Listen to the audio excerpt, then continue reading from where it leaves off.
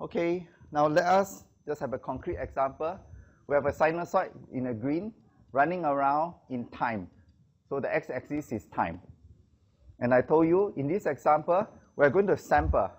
So you look at how much time do we sample? In this example, fs is 24. That means between this point to this point is how much time, guys? If fs is 24, between this point to this point is 1 over 24 of a second. Okay? Can? Therefore, these blue lines sticking up are the signal y at time n, ts, where n is 0 here, 1 here, 2 here, 3 here. Now, from this signal, this is still time. This axis is still time. It's still time because we know exactly ts. Later on, I'm going to throw ts away, and I'm just going to keep yn. What will happen? All this blue line will be taken out and stacked together. The first one is y of 0, second one is y of 1, third one is y of 2, fourth one is y of 3, and so on. And now we have a sequence of numbers. And in a computer, all we are storing is just a sequence of numbers representing the cosine. If I never tell you ts, you can never go from here to here because you do not know how to expand the sample to time. Okay? But we are always processing this signal. All right. So in this example,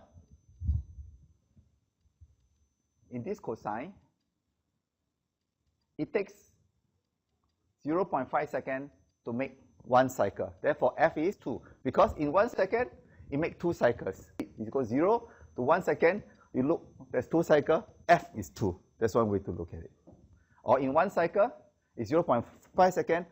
Yeah, 1 over 0.5 is still 2. So whichever you look is still 2 cycles per second. Now, what about this guy? It's a little bit more complicated. What is small omega? Okay? What is small omega? Remember, small omega is telling you how many radian am I making every sample. Correct? That's what we said in the previous. So you go and count. 1 sample, 2 sample, 3 sample, 4 sample, 5 sample, 6, 7, 8, 9, 10, 11, 12. In 12 samples, I have made 1 cycle. 1 cycle is how many pi? 2 pi. How many samples did I need to make 2 pi? 12 samples. Therefore, how many steps did I need to make to reach 2 pi? 12. Therefore, omega is, small omega is 2 pi divided by 12, which is pi over 6. Can you see? Okay? So, again, there's nothing to calculate. You just look at this. Either you plug it in and you get the answer, or you count the number of samples to make 1 cycle, and then you get small omega. So I repeat. Anybody, any questions here? You all must understand small omega very intuitively. Okay, because small omega is now our frequency of our digital signal. Okay, the angular frequency of our digital signal. So imagine what is small omega equals to 0, guys. When small omega equals to 0, every sample that you are making, are you moving your angular frequency? No. So what will happen, guys? If you do not, if every n you step, you are not making a change, what do you think you will see?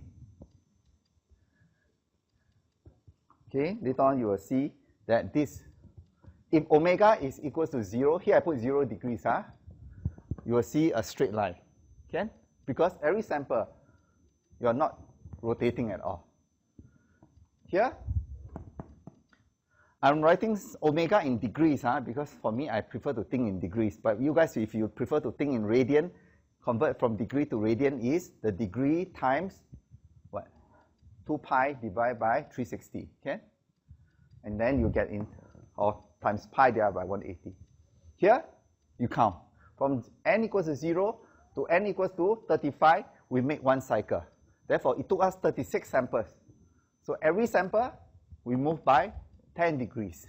In 36 samples, we move one round to get one complete. Here, 20 degrees. Therefore, from here to here, it doubles. We have one cycle here, two cycles here. Okay, we again see why it doubles. Here, 30 degrees. So on here to here, so from 10 to 30, we make it 3 times. So one cycle, two cycle, 3 cycle, and so on. So you figure it out.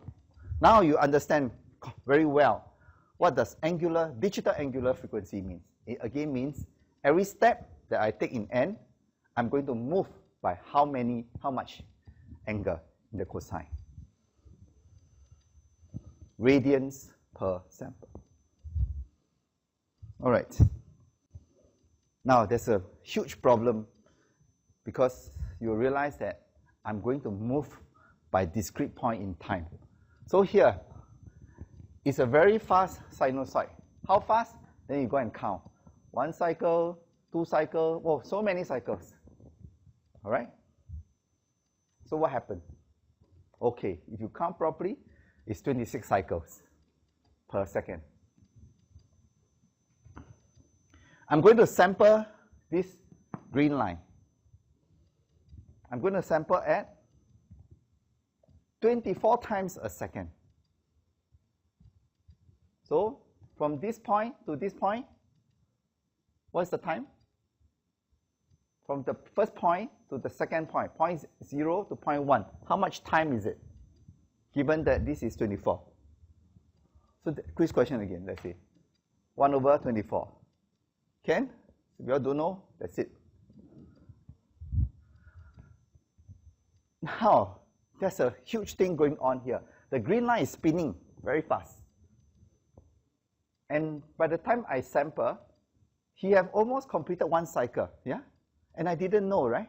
Because it's going so fast. Never mind, we carry on doing that. And he's going very fast again, I see this. Okay? And then I plot all the blue lines together. You look at this graph, and you compare it to the previous graph. Which one? I guess it's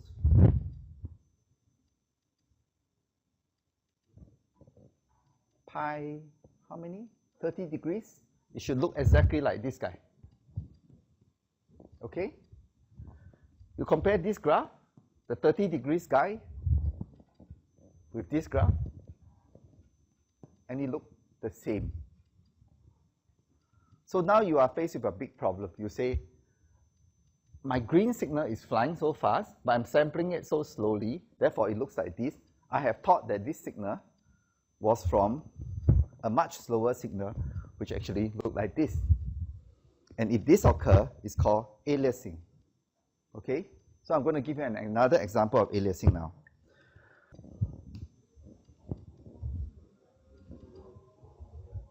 So the water is dripping, and the strobe light is flashing, and we are filming it. And if we film it at certain time, the water stays still. Exactly like the concept of open your eyes, open your eyes, open your eyes. Okay? So water stays still. Okay? Nothing but a problem of sampling. Okay? Another thing is this one. We always look at the wheels, and the wheel must be spinning in one way because it's moving forward. But yet, we saw that the wheels has turned the opposite way, and sometimes even stopped. Why? Right? So the wheel has stopped, yeah, in certain of this frame. And it is because he's moving so fast, and the frame is only capturing it when it is stopping. All right? Or it's not stopping, it has moved to the same place, and then the frame was captured. Okay? So now the wheel is spinning another way, rotating one way, and then rotating another way. Okay?